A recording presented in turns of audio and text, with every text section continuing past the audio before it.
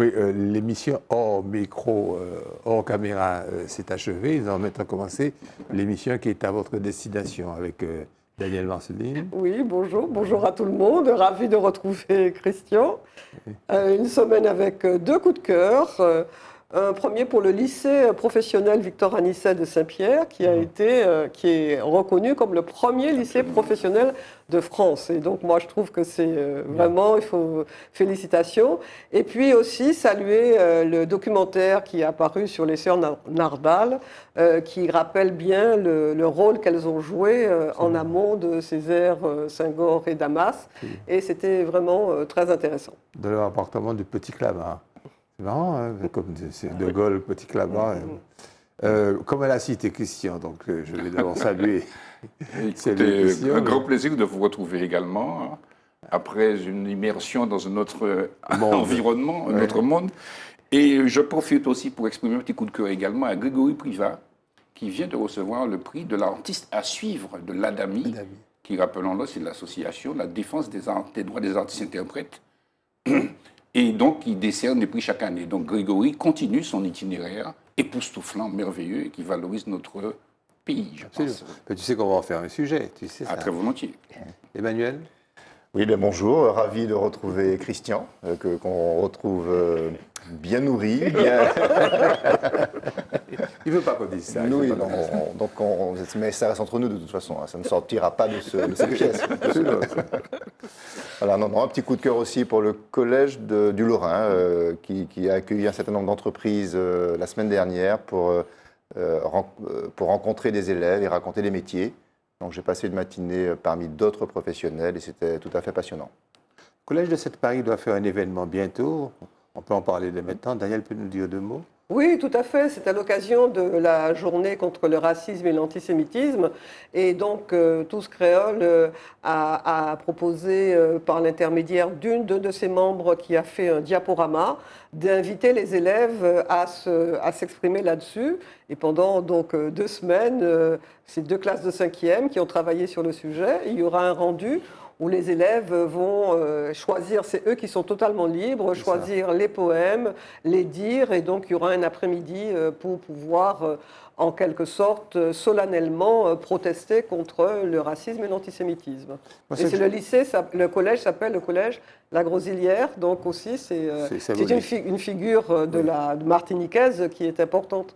Donc il y a un travail que vous faites, un travail quasiment que nous faisons souterrain, et qui n'apparaît pas sous les projecteurs, mais qui fait partie du code génétique de l'association. 411 milliards de dollars, c'est le coût estimé de la reconstruction de l'Ukraine, si ça devait être fait maintenant, jusqu'à 2033, en milliards de dollars. 400, vous réalisez le nombre de petits sandwichs, de petits pains au beurre que ça représenterait pour le tiers-monde, avec des sommes faramineuses, 68,6 milliards de dollars pour les bâtiments. Bon, j'arrête le chiffre, mais c'est un total de 411 milliards.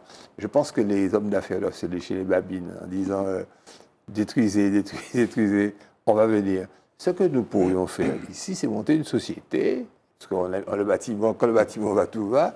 Nous aussi, mais une grosse société, prendre nos chômeurs, les former pour aller reconstruire l'Ukraine. Je ne résiste pas en t'écoutant. Vous vous souvenez quand même de l'anecdote, on en a tiré un petit film court-métrage où Haïti décide d'attaquer les États-Unis. Oui, absolument. En disant, et puis, parce qu'ils vont reconstruire forcément. Oui. Donc voilà. Ils vont être détruits et les États-Unis vont les reconstruire. Voilà. Donald Trump, vous avez vu, est amené, pas menotté, pas du tout photographié comme ça doit se faire, mais peu importe, il a comparu devant le tribunal judiciaire de New York et il est le premier pour une telle... Alors j'ai trouvé que le héros de la guerre de succession, Ulysse Grant, avait été arrêté pour excès de vitesse à bord de sa voiture à cheval en 1872 dans les rues de Washington. Et c'était le précédent, comme on dit, le mot qui correspond à la jurisprudence de notre terminologie juridique française. Et donc il est arrivé, lui, Trump, c'est différent, avec 11 véhicules en grande pompe. Il a actuellement déclaré qu'il n'était pas coupable, non coupable pour les 34 chefs d'accusation retenus contre lui. Bon, on a tellement parlé du fond que je ne vais pas aborder ça. Je vais simplement vous demander de passer à aux actualités. Mais avant, vous savez que c'est tombé, que le procès des 7 d'Océanis a été finalement annulé. Je vais demander la copie du jugement et on va techniquement expliquer comment on peut échapper aux foudres de la justice. Mais techniquement, le petit code rouge, il sert pour tout le monde. Hein. Oui, et ça plaît ou ça plaît pas. Oui, j'ai vu que les militaires se sont embrassés, ils ont félicité les juges. J'ai dit, ben, tiens, cette fois-là, on les félicite. Voilà. Non, mais là c'est le côté polémique, je ne veux pas m'engager sur ce terrain. On va discuter techniquement de ça, on va demander à notre conseil, Renard, ou bien Sulé, ou bien, c'est pas grand à l'autre. On va leur demander la copie du jugement et puis on va discuter techniquement des problèmes qui ont été soulevés. Jingle, pour passer aux actualités. Merci beaucoup.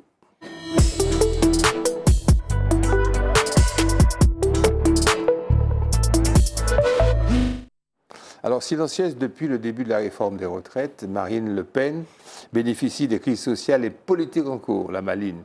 Ce qui est facilité par, il faut l'avouer, la pratique du pouvoir de Macron, pas très adroit, enfin, plus qu'à têtu, et le comportement un peu délétère de la gauche. Christian, tu développes ça pour nous? Au pied de l'avion. Alors, la presse dit, elle se lèche les babines. Oui. C'est l'expression qui est consacrée. Alors, effectivement, elle est en position d'attente. Oui. Alors, le Front National ne fait pas beaucoup de propositions, vous avez remarqué, sinon que demander un référendum, je ne sais pas sous quelle forme. D'élèves. Voilà. Mais c'est vrai que, bon, qu'est-ce qu'elle peut faire aujourd'hui? Elle est de droite, d'extrême droite. Elle est libérale. Elle est, comment dire, pas nationaliste, elle est patriote. Patriote. Oui, bon. Donc, est-ce qu'elle désapprouve le report à 64 ans? Est-ce qu'elle désapprouve fondamentalement tout ça? Peut-être pas. Puisque, en tant que patriote, peut-être qu'elle a conscience que c'est essentiel pour la France, puisque, rappelons, quand même 33 000 milliards de déficit, enfin, au niveau du commerce extérieur, un régime de retraite qui, depuis 30 ans, devait être modifié. Vous vous rappelez le Fillon? Fillon a sauté aussi par rapport à ça, Sarkozy a essayé, les conséquences du passage de 65 à 60 ans par Mitterrand, les 35 heures. Donc, c'est vrai que tout ça, il y a des déclinaisons financières qui sont peut-être réelles. Bon, mais Marine Le Pen aujourd'hui, même si elle n'est peut-être pas en désaccord, mais elle joue son rôle d'opposant. Oui. Elle joue son rôle. Et elle est, elle ne va pas se marier avec la NUPES, mais en réalité, elle représente le parti peut-être le plus stable de l'opposition aujourd'hui. Et en plus, elle essaie de faire valoir qu'elle est capable de gouverner. C'est ça, mais elle est très prudente, parce qu'elle sait que si elle est au pouvoir aussi, elle aura à faire ça, ce problème de retraite. Alors aujourd'hui, qu'est-ce qu'il y a? Il y a une situation où, tu l'as dit tout à l'heure, qu'on le veuille ou non, il me semble que l'équipe de Macron est assez maladroite. Je ne suis pas sûr qu'elle ait bien expliqué, si vous voulez, les problèmes de fond qui se posent. Elisabeth Borne, elle patauge un petit peu également. En face, il y a la droite, celle de Éric Ciotti, qui est déjà divisée aussi, parce que Aurélien Pradé, il essaie qui était, rappelons-le, voilà, il était candidat contre Ciotti, donc c'est le moment pour lui de clasher. Et donc, en face, la NUPES qui donne un semblant d'union, mais qui est composée de petites... voilà. Donc, comme je le dis, le parti le plus stable, c'est le Rassemblement national. Mais effectivement, Marine Le Pen, elle se fait toute petite parce que, bon, voilà, il est tout à fait normal qu'elle soit dans le camp de l'opposition et surtout soutenue par la population. Les observateurs la crédibilisent comme étant la présidente. La prochaine présidente. Et elle a tout intérêt d'ailleurs, si elle doit devenir la prochaine présidente de la France, de récupérer une France réformée, puisque ce sera tout à son avantage, tout à fait. Plutôt que d'avoir à gérer ce problème des retraites, c'est tout à son avantage que le travail ait été fait auparavant. Et pendant ce temps-là, on oublie les thèses complètement. On oublie que ce sont des thèses racistes. Monsieur Bardella arrive en Martinique et il est reçu par tout le monde. Il est loin le temps où on empêchait le représentant du Front National d'atterrir en Martinique. Mais il faut reconnaître que le gouvernement paraît avoir des positions qui sont qui ne sont pas suffisamment... le dialogue n'existe pas en réalité. On a bien vu la réunion qu'il y a eu hier aussi, ça capotait encore. Donc il y a une situation qui est quand même assez interpellante et qui décrédibilise la France tant sur le plan international, puisqu'il faut le rappeler aussi que dans la plupart des pays européens, la retraite est plus loin que 67 ans. 65 ans. Donc voilà, que 65 ans, voilà. Donc il y a aussi une espèce de situation française qui paraît un petit peu capricieuse, si je puis dire, à défaut de trouver un mot un peu plus adéquat. Et donc, mais vraiment, on est dans une situation assez compliquée. Bon, l'avenir nous dira à quelle sauce nous serons mangés. Et puis pour voir si, effectivement, Mme Le Pen, ici, va recartonner, ou si réellement elle a une cote d'amour, si réellement le Front National, que les thèses du Front National, ici, peuvent sévir. Du Rassemblement National. Du Rassemblement National. Puisque c'est une question de terminologie. Ou si, effectivement, c'était un vote d'opposition, de contestation. Là-dessus, je suis excessivement dubitatif. Oui, sceptique. En tous les cas, en Guadeloupe, parce qu'il faut qu'on parle de notre île-sœur à chaque fois, je vous l'ai promis, je l'ai promis également à nos cousins de Guadeloupe. Harry Chalus, le président de la région, a été renvoyé en correctionnel pour avoir falsifié ses comptes de campagne, mais nous allons traiter uniquement l'aspect juridique pour que les gens puissent comprendre. Et le fond, savoir si il est un vilain monsieur, il est un vilain garçon, si la démocratie a été piétinée ou pas. Ça ne nous regarde pas, d'autant plus que ça se passe en Guadeloupe, Daniel. Oui, alors c'est pas seulement que ça ne nous regarde pas, mais en tant que juriste, on est habitué à utiliser, à prendre des précautions, à avoir des réserves. Bon, déjà, premier point, la présomption d'innocence. Monsieur Chalus, son procès a été renvoyé au mois d'octobre. Et donc, ce que nous pouvons dire, c'est ce qu'on lui reproche, puisque nous n'avons pas les éléments de fond au dossier, donc on ne peut pas se permettre de se prononcer. Et les éléments de fond, il y a deux choses qu'on lui reproche. Tout d'abord, qu'il a dépassé ses comptes de campagne. Je précise qu'il s'agit... De combien ? Je vais dire, mais je précise qu'il s'agit des comptes de campagne 2015. C'est-à-dire que depuis, il y a eu de nouvelles élections où il a été élu. Donc ce n'est pas pour les dernières élections, c'est pour celles d'avant. Et donc le plafond, c'est 168 000 €. Et lui, il aurait dépassé de 170 000 €. C'est-à-dire qu'il aurait dépassé du double. Et donc, alors la question du compte de campagne, peut-être que ça, pour certains, ça paraît normal, mais fut un temps où les politiques, ils allaient en campagne, ils n'avaient aucune obligation de donner les sommes qu'ils dépensaient, ils recevaient des fonds de particuliers, d'entreprises. Sans limite. Sans limite. Et donc il a fallu mettre un peu d'ordre là-dedans. Il y a eu une réglementation. Maintenant, les entreprises ne peuvent plus donner de dons aux candidats politiques. Et puis, il y a des plafonds, parce que pour ne pas faire en sorte que des candidats soient défavorisés par rapport à ceux qui recevraient des dons de ceux qui ont beaucoup de moyens. Donc, il y a un plafond. Et en l'occurrence, ce plafond a été dépassé. Petite parenthèse, Donald Trump, dont tu as parlé, l'un des chefs d'inculpation, c'est qu'il a dépassé ses comptes de campagne.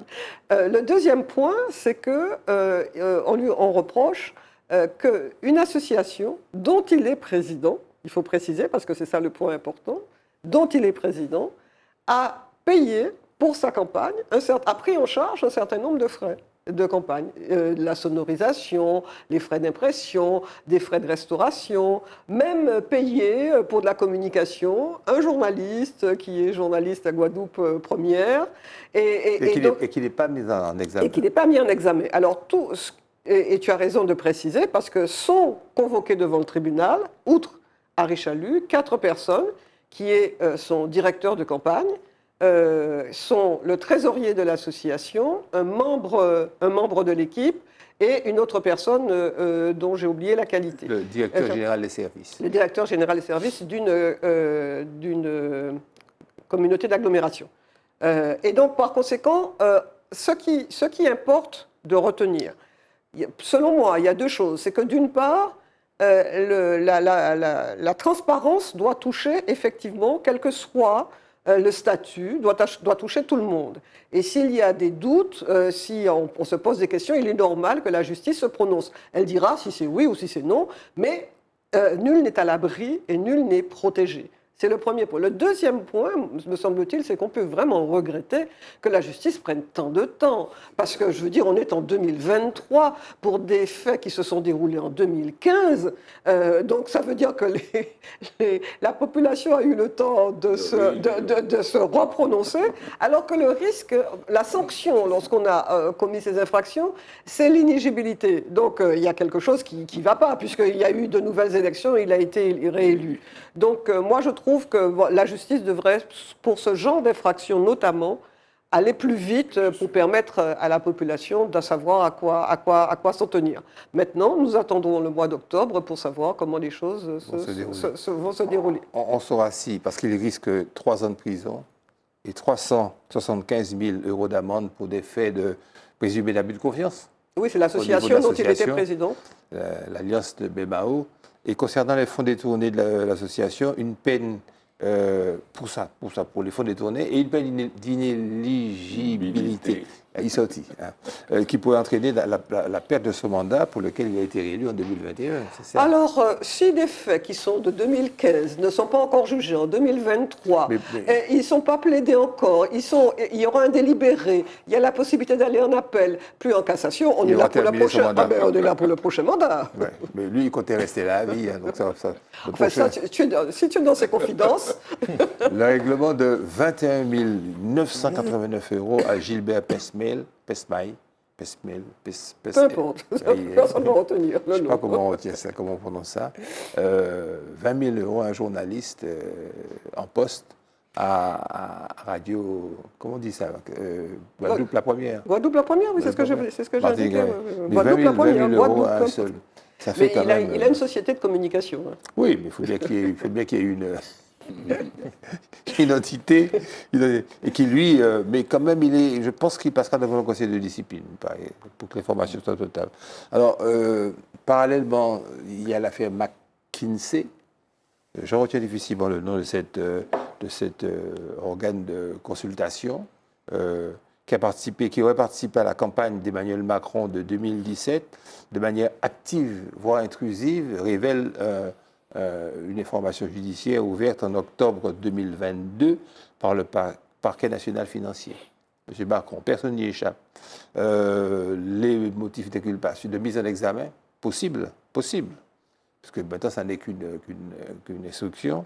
Tenue non conforme de compte de campagne et minoration d'éléments comptables concernant les campagnes présidentielles de 2017 et 2022, les deux. La justice cherche à savoir si McKinsey n'a pas fourni au candidat de marge des prestations à l'occasion de la campagne et si, par ailleurs, elle n'a pas bénéficié, elle, ça s'appelle le favoritisme de contrat pour être rémunérée, puisqu'il n'y a pas eu de paiement direct qui a été fait. Mais il faut savoir qu'un directeur associé senior, ça va intéresser le chef d'agence de publicité qui est Emmanuel, et mange entre 8 000 à 12 000 €. Quand il se met à la disposition de M. Macron, les mots me sortent difficilement. Et quand il investit donc 8 000 € par jour, il peut espérer que lorsque le candidat qu'il soutient et qu'il aide sera élu, il peut espérer un jour avoir quand même un petit contrat par-ci, un petit contrat par-là. Et la réalité, l'évolution, l'histoire a révélé que c'est beaucoup de contrats que McKinsey a pu bénéficier de cette façon. Emmanuel, est-ce que tu veux nous parler, parce que tu adores ces problématiques-là, du drapeau de la Martinique à la CTM? Petit boulet. Non, mais ce drapeau a encore fait l'actualité, puisqu'il y a eu la cérémonie du lever de drapeau la semaine dernière. Donc, j'ai envie, on va passer sur les conditions dans lesquelles ce drapeau a été choisi, on va passer sur les couacs de cette cérémonie. Le résultat aujourd'hui, c'est que la Martinique dispose enfin d'un drapeau. Et d'un drapeau qui se monte aux côtés du drapeau européen et du drapeau français.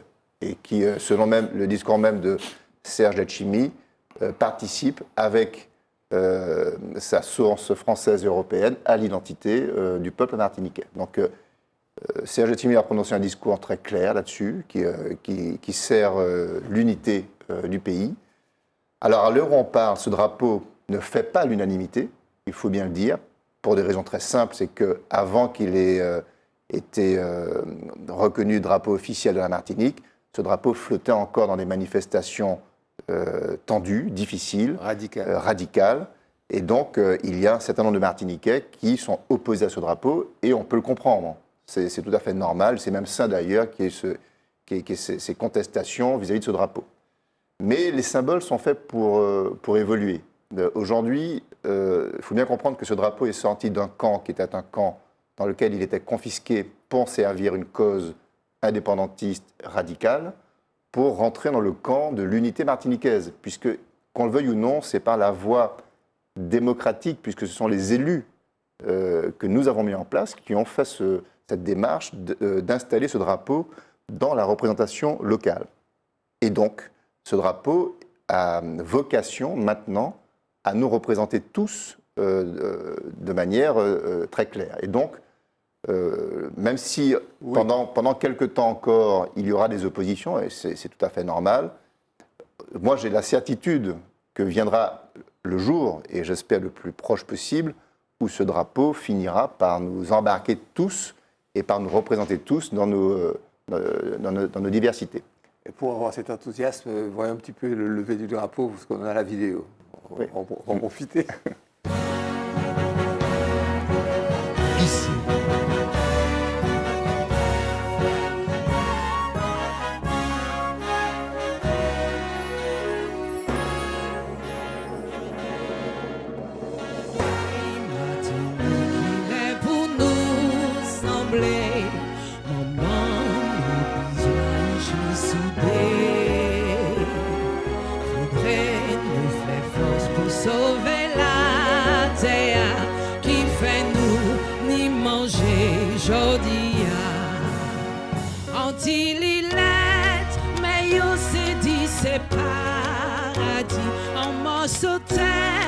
Qui capote la vie, la natica, crier Martinique, lever la victoire, c'est pour nous, si nous l'est.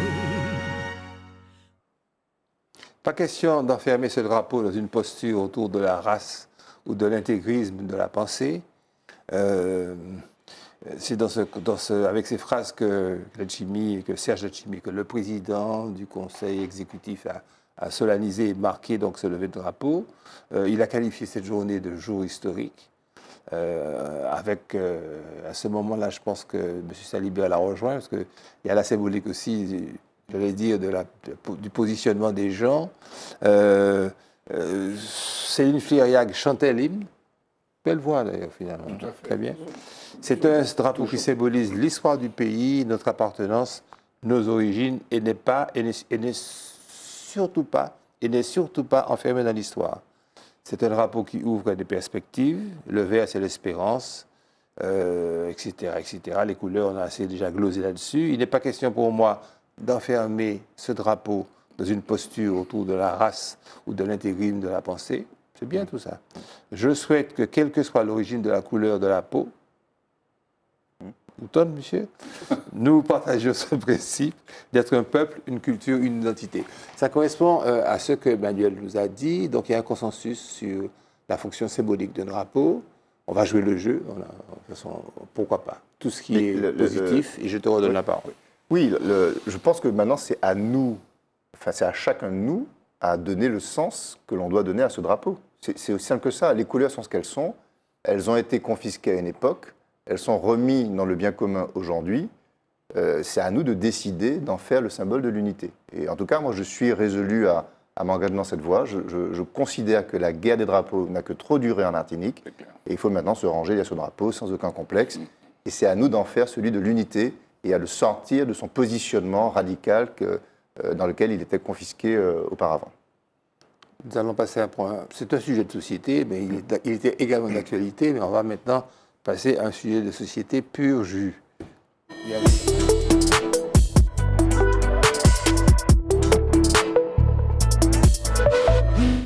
Alors, faut-il réglementer les intelligences artificielles? On ne va pas closer à chaque fois sur ce que c'est que l'intelligence artificielle. On va accompagner, si vous voulez, l'évolution de ce machin, entre guillemets, de cette chose, de cette découverte extraordinaire que les grosses sociétés ont trouvé pour, faut le dire, faut le dire, pour gagner beaucoup d'argent, mais en même temps, peut-être faire progresser aussi la connaissance et le service donné par Internet.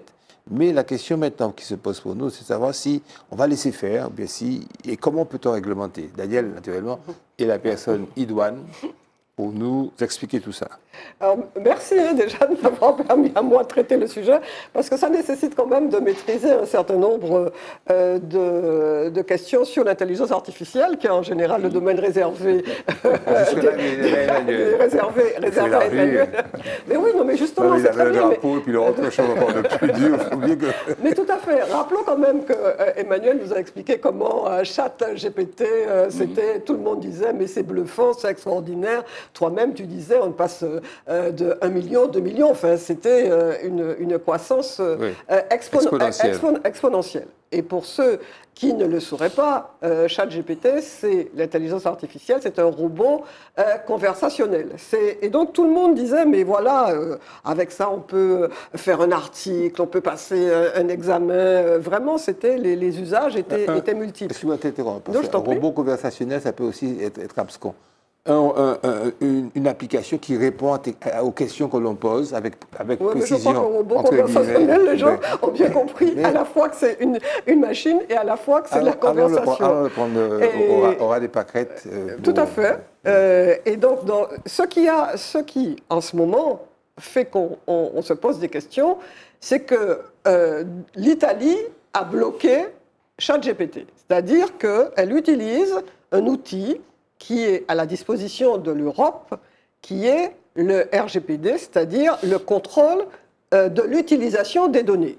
Et donc l'Italie, sur ce fondement-là, décide d'interdire ChatGPT. Ensuite, on a une lettre ouverte avec des créateurs d'intelligence artificielle, avec des philosophes qui disent « Attention, nous disons que ça va trop loin, il faut une pause. Il faut une pause de 6 mois. » Et puis, la CNIL, en France, qui est le gendarme de l'utilisation de toutes ces questions, qui avait dit, après le blocage de l'Italie, nous ne sommes pas, on n'a pas de plainte, mais depuis, on a appris hier qu'il y a 2 plaintes à la CNIL sur le ChatGPT. Et le Canada, hier aussi, par l'intermédiaire de son commissaire, dit « Attention, il faut qu'on vérifie ». Alors, on s'aperçoit qu'il y a 2 logiques qui vont peut-être aboutir au même résultat, mais à savoir le contrôle, la suspension ou l'interdiction. Mais il y a 2 logiques qui s'affrontent. La première logique, qui est celle de l'Union européenne, qui a le système qui est le plus avancé, le plus abouti pour des éléments qui sont des éléments importants, à savoir les données personnelles. Quand vous utilisez une application, vous ne donnez pas à cette intelligence la possibilité d'utiliser vos données personnelles. Ensuite, deuxième élément, c'est qu'il y a des filtres pour savoir si vous êtes mineur ou si vous n'êtes pas mineur, parce que ça permet de ne pas accéder comme ça à des sites porno ou bien à de la violence. Et puis, il y a le consentement de l'utilisateur. Donc, c'est une série, c'est réglementé, et si ce n'est pas respecté, il y a des amendes qui se chiffrent par dizaines de millions. Et les géants de ce domaine sont condamnés régulièrement. On ne le dit peut-être pas suffisamment, mais c'est mis en application. Donc ça, c'est la logique. Et c'est en vertu de cette logique, parce que l'Italie a considéré qu'avec l'intelligence artificielle de ChatGPT, il n'y avait pas le consentement des utilisateurs pour l'utilisation de leurs données n'était pas présent. Les filtres pour l'âge des mineurs n'étaient pas présents non plus. Donc, à ce titre, ils ont considéré qu'il y avait un risque et ils ont ordonné le blocage. Et donc, la réglementation et le contrôle est nécessaire pour justement éviter cette utilisation abusive des données. Et pourquoi ? Et on arrive à la deuxième logique.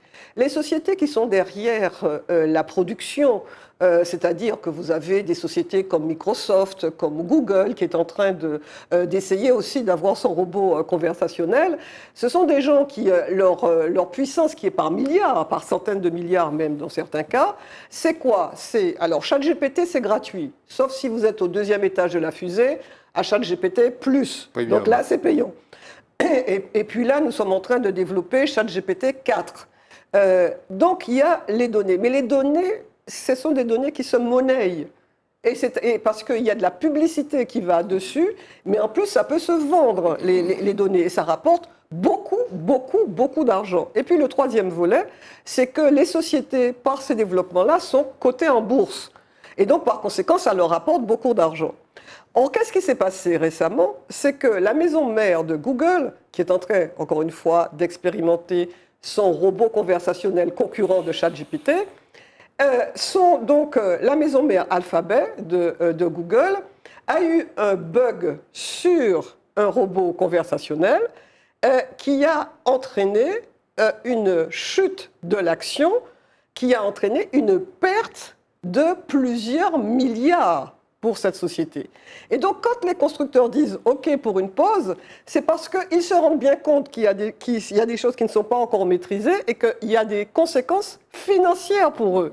Donc, ce n'est pas par souci d'éthique particulière, par respect de l'utilisateur, pas du tout. C'est pour des questions financières parce qu'ils sont d'accord, les concepteurs, pour dire que ChatGPT, l'intelligence artificielle, peut bugger puisqu'il y a des erreurs, puisqu'ils sont dans la masse d'informations qui sont sur le net, qui s'arrêtent en 2021. Donc il y a des risques d'erreur, et les risques d'erreur, ça peut leur revenir cher.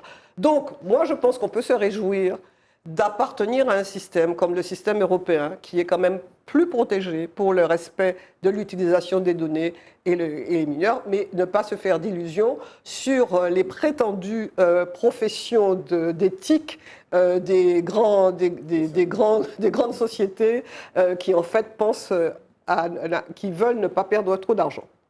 Deux précisions. À propos de ces questions délicates qui n'intéressent pas fondamentalement le commun des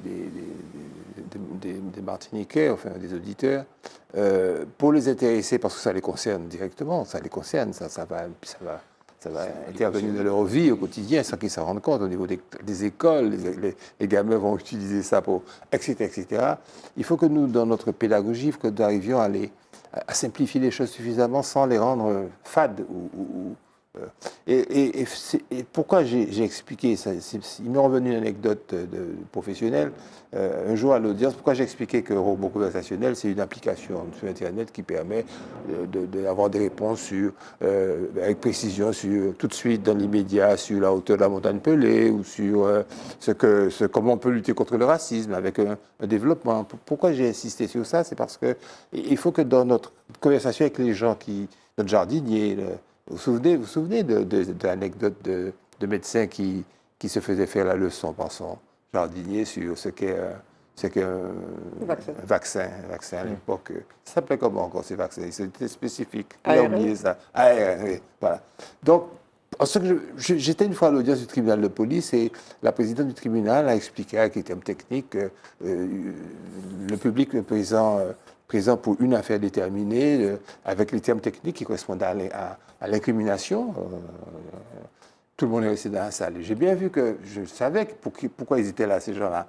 Je leur ai dit en créole, en français très simple, c'est affaires qui ont concerné tel bagaille.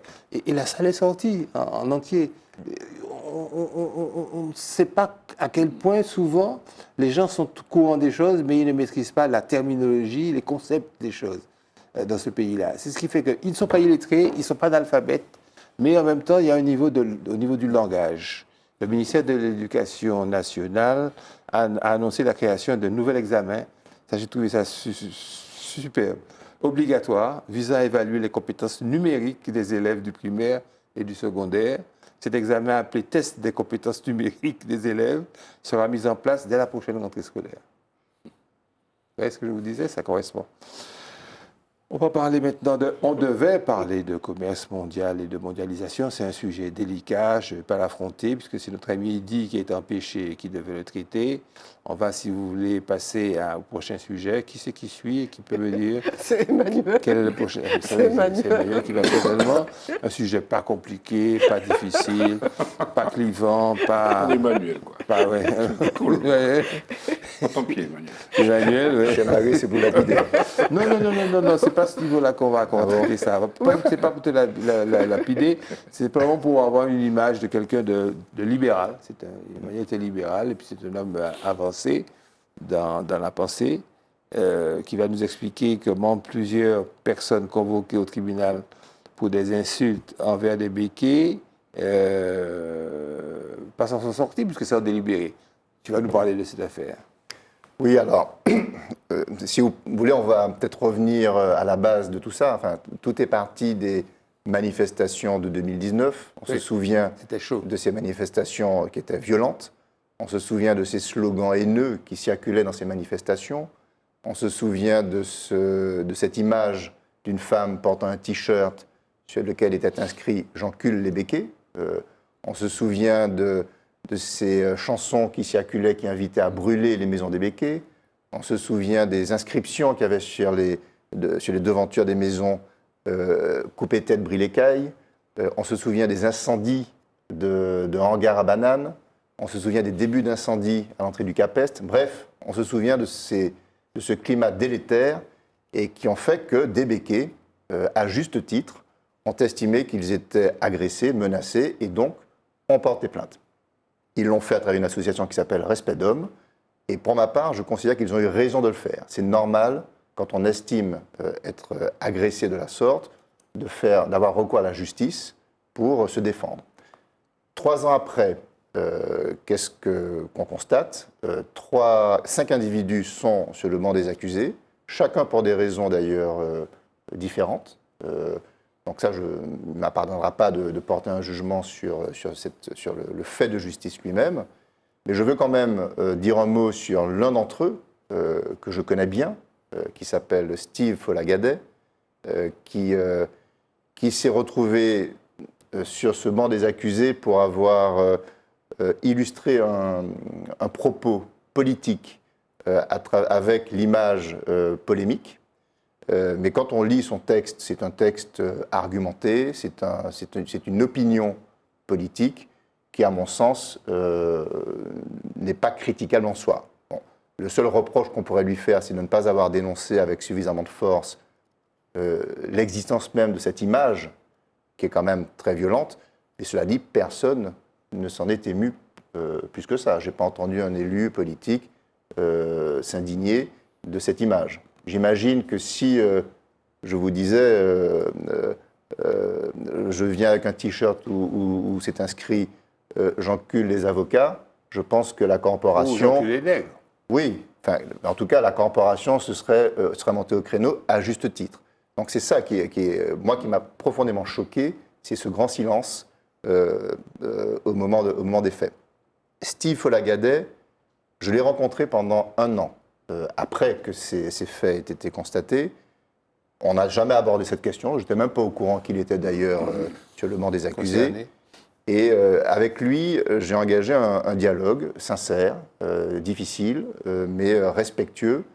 Et j'ai constaté face à lui une personne qui avait des convictions que je ne partageais pas, qui a des idées que je ne partageais pas, mais qui avait quand même toujours le respect de la personne que j'étais et qui n'a jamais démontré un quelconque travers, ni raciste, ni haineux.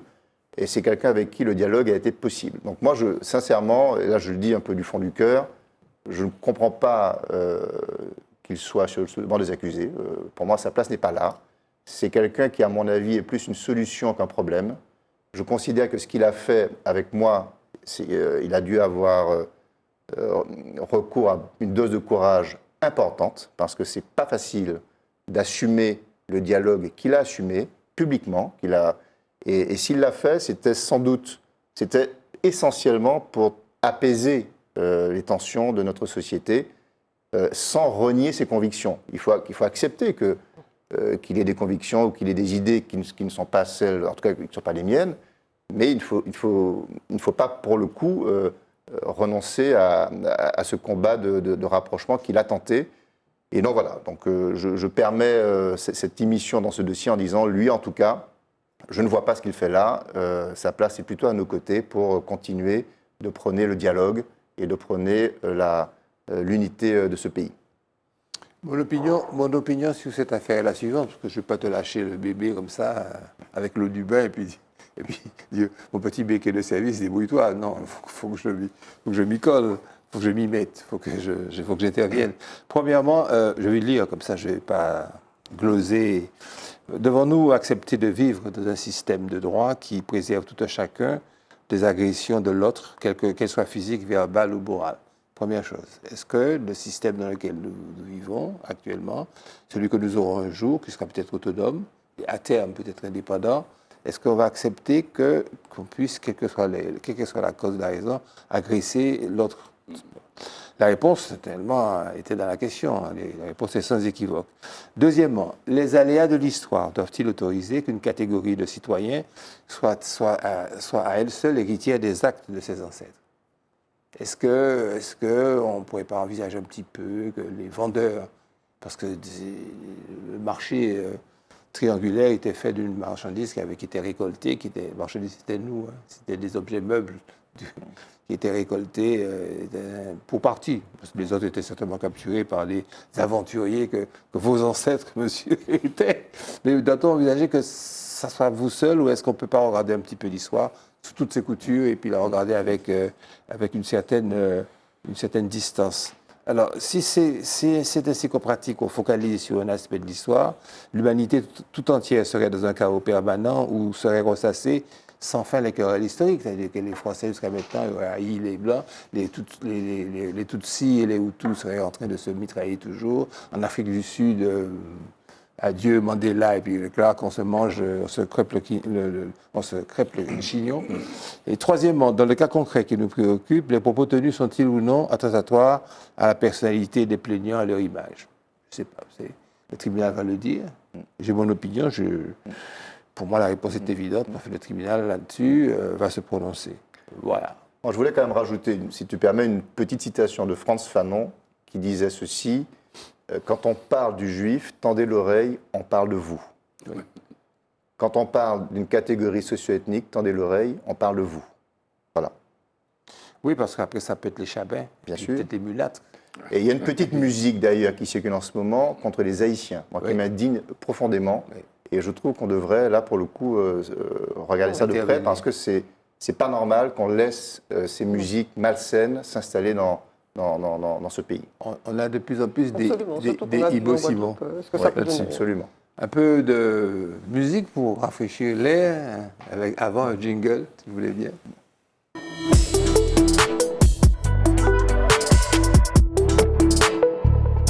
Alors, Christian va nous parler d'un jeune, Manuel Sainte-Rose. Il est plus très jeune. Il est plus très jeune, mais il est quand même jeune. Ouais. Manuel Sainte-Rose, clarinettiste de la tradition. Oui, c'est un musicien extraordinaire. Je pense qu'on ne connaît peut-être pas suffisamment assez. Il a commencé à l'âge de 15 ans. Ouais. Il est apparenté à la famille Copette, puisque Hurrah Copette, c'était son parrain. Hurrah Copette, un homme qui a signé de très grandes œuvres. Hein, et on a eu l'occasion de parler de lui avec Max Rancé. Et Emmanuel Sainte-Rose, je crois qu'il s'est affirmé de manière très rapide. Hein. Notamment, il a été révélé dans le cadre du festival La Clarinette du Lamentin, puisque ça a été un festival aussi qui a été ancré dans le patrimoine. Organisé par notre ami Bolosier. Par notre ami Bolosier et la ville du Lamentin. Manuel, je pense que c'est un talent absolu. Voilà. Je pense qu'il a une dextérité, je pense qu'il a une connaissance du patrimoine.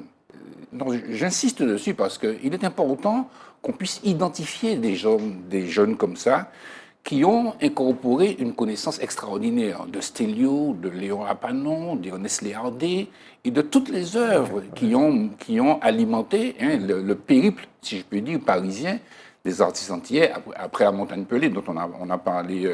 Entre les deux guerres. Absolument, entre les deux guerres. Donc on va déjà écouter un premier titre, je crois que c'est Ticitron, qui est une composition de Stelio, un classique martiniquais majestueux. Oui.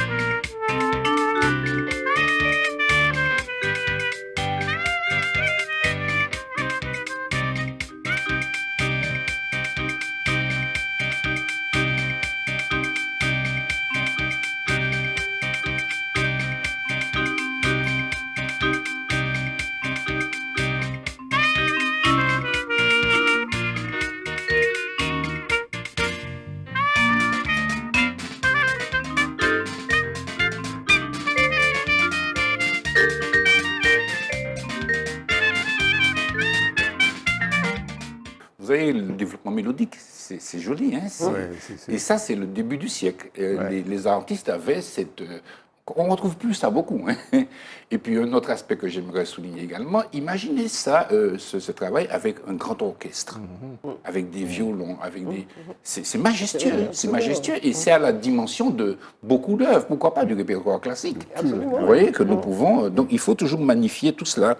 Et donc j'ai parlé de sa maîtrise technique, de sa sobriété, de son phrasé, hein, parce que c'est un gars qui fait pas... Il va faire la note, mais il va lui donner un prolongement, vous voyez. Et il a eu l'occasion de jouer avec nous à Big In Jazz également, puisque avec Guy Vadleux, nous avions... Voilà, puisque, vous voyez, c'est un répertoire qui s'inscrit dans ces formes d'expression. Après, il a travaillé beaucoup avec Max Rancé. Max Rancé avait un groupe qui s'appelait Atumo, voilà. Et il a travaillé beaucoup avec Max Rancé. Et puis, il a travaillé également avec Guy Vadleux pendant très longtemps. On va écouter un deuxième titre, je crois que c'est Ratla. Alors, Ratla, c'est une composition de Léon Apanon. C'est un homme dont il faudra qu'on parle également, parce que Léon Apanon, il a beaucoup joué avec Stelio. Et il était assez discret, donc il n'est peut-être pas resté dans l'histoire comme il l'aurait dû, mais il a notamment composé Ratla, que vous allez écouter, qui est une œuvre majestueuse également.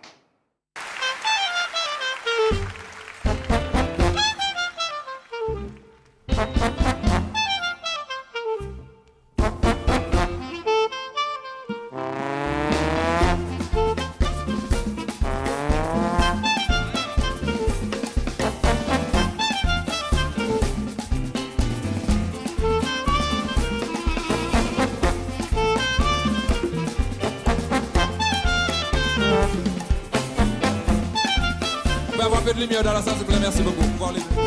Pour voir les gars, merci beaucoup. Voilà.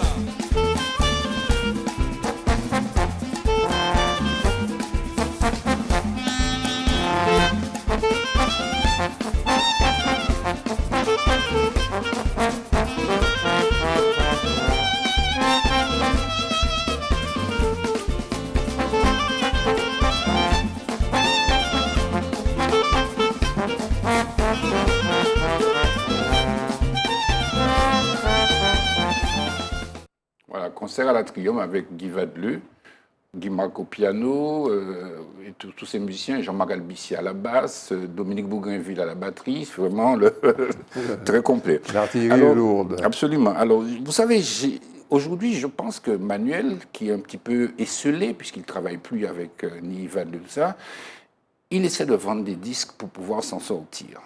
Il est, à mon avis, dans une situation précaire. Qui est précaire, et c'est très ennuyeux parce qu'un homme aussi talentueux n'est pas utilisé, à mon avis, comme il pourrait l'être. Et à sa juste valeur. Absolument. C'est là où aussi il faut qu'on soit innovant. Que peut-on faire, dans le cas, pourquoi pas des politiques publiques, ou des politiques comme le CMT, pour intégrer ces jeunes comme ça dans des dispositifs d'offres culturelles en espace touristique? Parce que moi, je l'ai vu à Sainte-Lucie, un saxophoniste qui jouait tous les après-midi, jouait sous la plage, avec une boîte à rythme. Donc il y a des choses comme ça qu'il faut qu'on puisse, à mon avis, faire pour favoriser l'intégration. De même, dans le conservatoire qui est prévu, il est intéressant que des jeunes comme ça puissent transmettre leurs connaissances et puissent aussi encadrer, enfin je pense, hein, voilà. Mais en tout cas, il faut se préoccuper de la situation professionnelle de ces jeunes-là parce que je trouve que c'est un petit peu dommage qu'on gâche un petit peu nos talents. On peut rêver.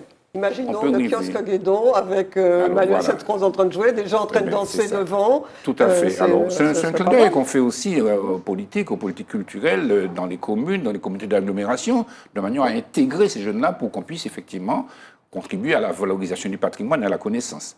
On va écouter un dernier titre, c'est une valse qui s'appelle, j'oublie le nom, mais enfin bon, c'est pas grave. Valse créole, tout simplement, droit réservé puisque c'est à l'Atrium.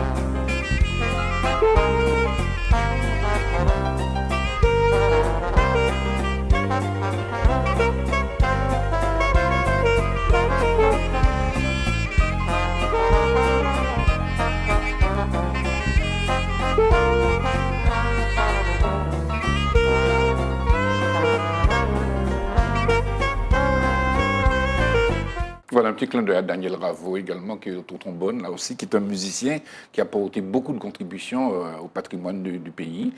Voilà, et bien Manuel Sainte-Rose, je crois que c'est un homme à soutenir, quoi. Et puis j'ai oublié de le dire, mais il chante merveilleusement bien aussi. Il joue du saxo aussi. Il joue du saxo, il joue de la clarinette, et il chante, et il est admirable, quoi.